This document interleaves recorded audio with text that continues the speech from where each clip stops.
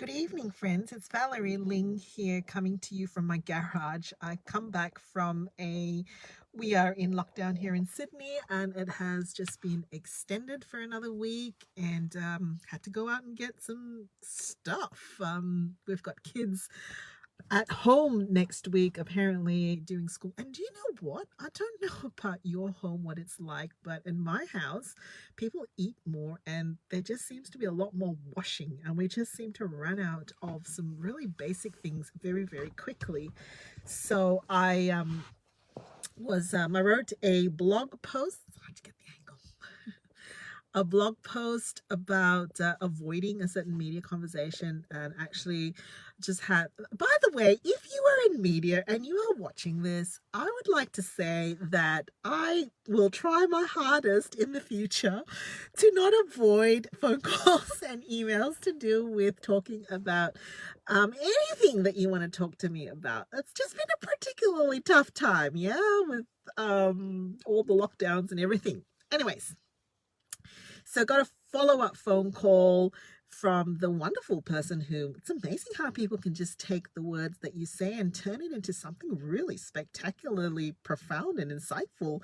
So I'm very thankful for that opportunity and that experience. And then just sitting here because I've hit that time in my day where I'm meant to start to get to some movement and some exercise and some activity. And I'm just feeling a sense of discouragement. And I thought, this is a perfect opportunity to really just talk to you, one human being to another, and to share with you where this source of discouragement is coming from. If you've ever been through the process of therapy, you will know that it is actually takes quite a lot of energy and effort, and it's not the easiest process to go through. And yet, as you walk through it and as you go through it, the load becomes lighter and lighter and lighter, and from feeling like you're dragging yourself through a really thick liquid to actually feeling like you're walking on much lighter air. Now, because of my burnout prevention philosophy, I am very much about putting all kinds of support structures around somebody, whether it's therapy, coaching, mentoring, um, friendship supports, being authentic, um, being able to bring who you are to these various spaces. And as a Christian, you add to that then the spaces of praying with people and really talking, intimately about how you're feeling. And during this season of lockdown, all of that has been increased. Personally, just because I believe in it, it's like it's one of those things you just turn up the dial. You just go boom, turn it all up, and and it's exhausting. It's really tiring. It's unnerving. You just have to go through a process of really expressing and being accountable and being truthful in those spaces. And one of the spaces that I increased the heat on maybe about 6 weeks ago was to put my entire business under audit, which is for me a pretty brave and bold thing to do. Put the entire business through an audit. I've had someone come through and just look at all the ways that we did and put my leadership um, on the line in terms of being investigated. So I firmly believe that being a leader isn't about having power as much as it is about ensuring that the trust that people have invested in you continues to be warranted and viable. I just want to make sure that as the leader, watching over a group of very important people through a pandemic and all of that, my leadership gets audited.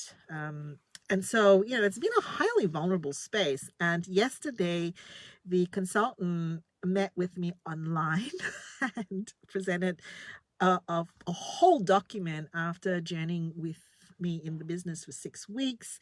And I just loved the first slide. I think I might have burst out into a giggle. I'm not so sure because it's the first slide basically says now, essentially said, I'm here to tell you the truth. You may not always like what I'm going to say, but don't take it personally. And I thought, this is really interesting for the first slide. This person must get like a lot of pushback, right? So I kind of giggled through that slide and thought, oh, this is refreshing. Bring on the pain, bring it on, tell it to me, give it to me. And as they were presenting it, I actually noticed that I was having some anxiety reactions. My breath got shallow. Look, Teddy's saying hello. Can you see? Oops. I'm not very good with my spatial thing, but there's a little dog looking at me there. He's just found me in the garage wondering, what on earth are you doing? Yes, so, shallow breathing, heart was starting to beat a little bit faster, particularly when we got to the slide which started to talk about my weaknesses and how my really, at the end of the day, the audit really drilled down to where I was a personal threat to my own business. Look, of course I'm going to be a personal threat to my own business. And went on to outline some things. And once the deed was done, once that was presented to me, it wasn't quite as painful as I thought. In fact, I had a good old chuckle because I said, yep, absolutely 100% true. I very often say that if I go to work, I often break things because for a variety of reasons, I'm not always the best in terms of making sure that things don't get broken operationally, because by nature I'm a hacker. I hack things and then I build things, etc., etc., etc. I wanted to come on board here and just say, and so therefore today, well, last night actually, as I got into bed and hubby checked in on me and asked me, how are you? And I said, actually, and this was, I don't know what time it was we went to bed, like not too late, maybe 10:30. This is probably not the best time to have this sort of a conversation, but I think my husband is just really used. If you're going to ask me a question, I will tell you the truth in entirety. I don't necessarily need then the thesis back. I just need to tell you, if you ask me a question, I'm going to answer it. And I said, truthfully intimidated. And it was like, intimidated? I said, yeah, truthfully, I am intimidated because having done this audit, having been through a process of being examined, now I've got to do something about it. And it feels intimidating because it doesn't really, the gap from where I am here to where we need to go is really intimidating.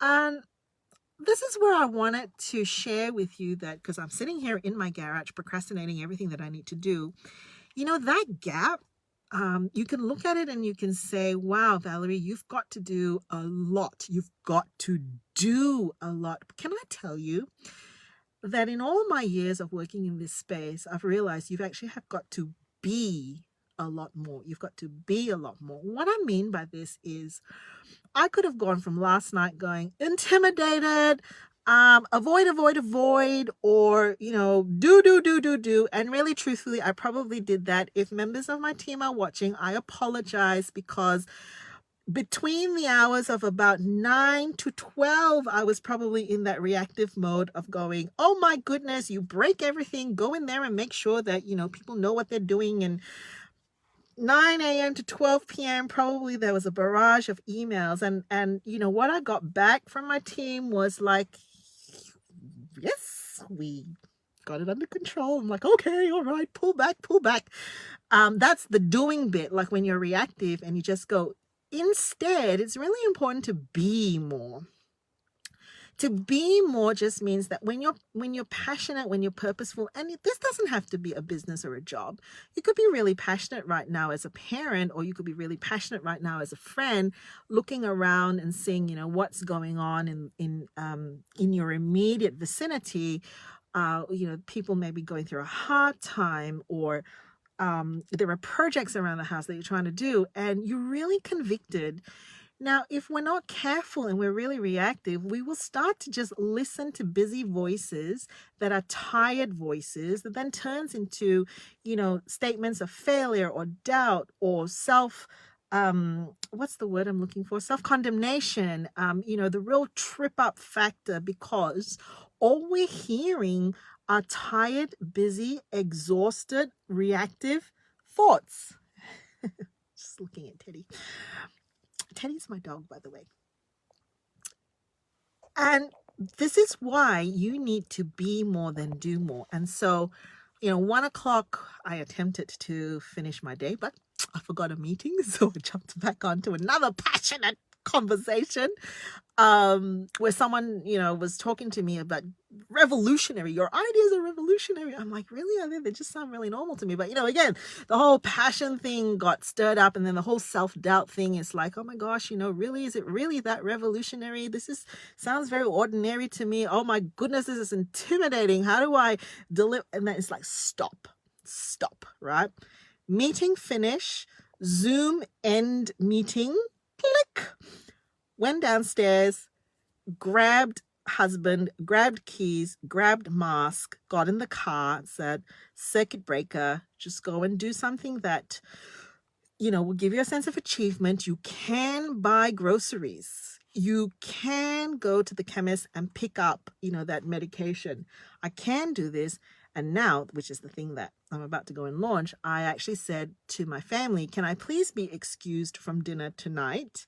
We, our one connection point, the one meal that we all have together is dinner, and we often sit around and chat. And I said, can I please be excused from dinner tonight, because I need to go for the longest walk I can achieve before it's not safe. Like before, it's like 9:30 or 10 o'clock and it's really dark where I live.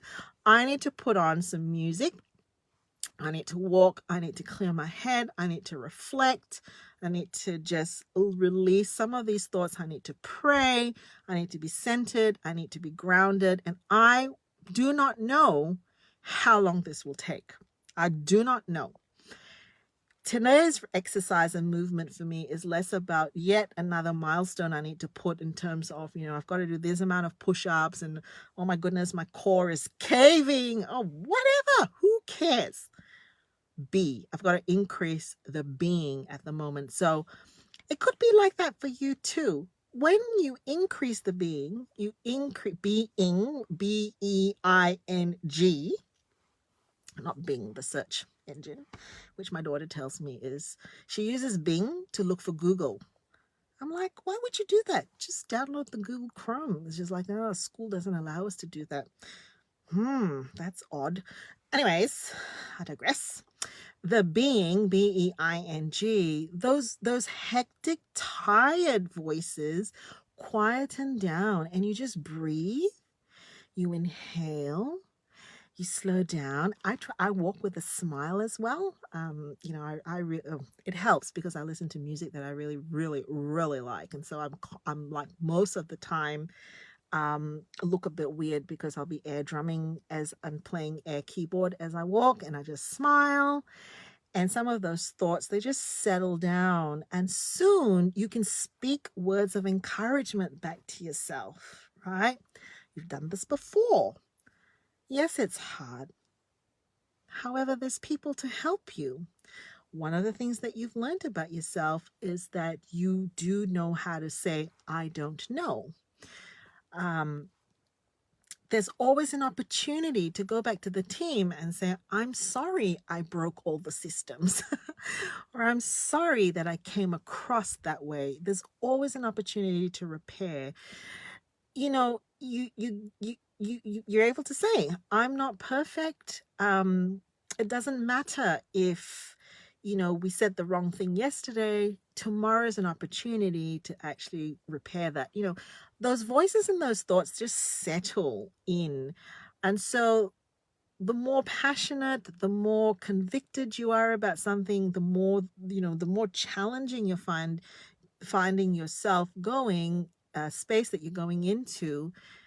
Do less, be more. Be more. Okay.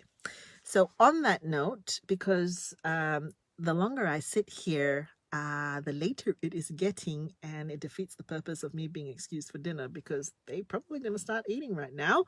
It's time for me to go. Take care.